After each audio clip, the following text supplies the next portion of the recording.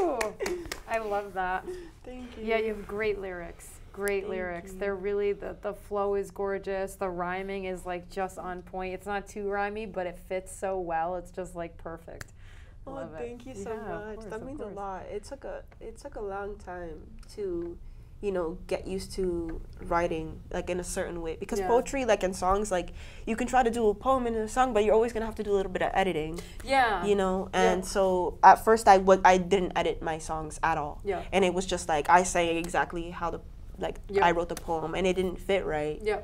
And so like that was a whole nother ball game of something else I had to learn completely. Making them fit together the way that you were imagining. Yeah, definitely. That's an art form in and of itself, especially if you're doing them separately and then you're trying to meld them together. Totally. Yeah, those are really good. Where can we find you online? What's your Instagram handle? Where's your YouTube at? Plug yourself. Find me on Instagram at TAINA_RENTAS, Taina Rentas. Also on YouTube, you can find me at Taina Rentas as well. Facebook, same thing, all over the place. But yeah, on my YouTube channel, not only do I have my own songs as well as, you know, videos, I also have covers. I do something called Tea Tuesdays, where I try to do every Tuesday. Sometimes I forget, but Tea Tuesdays, I do karaoke song every Tuesday. And if you have a specific song that you would like to hear me to sing, you can comment it below and I'll do my best to do it. I love all different genres, like I said before. Yeah. So I'm willing to do anything. You know, I just love singing and love making people happy and, you know, having them relate. You know, letting them know there's somebody. I can tell in your smile that you're like really passionate about music. And you guys sound great together. Thank you. Absolutely. So. And onebroadway.org is where you can find Taina this Friday. So I think this is going to air tomorrow on Thursday night. But on Friday night, we're going to have Songwriters in the Round with Taina and myself, but backing her up. And then we have Tara Greenblatt and Mason Noel. Okay. So we do a Songwriters in the Round with 3 songwriters going every other song. Yep. So you can check that out at onebroadway.org. That's ONE Broadway.org.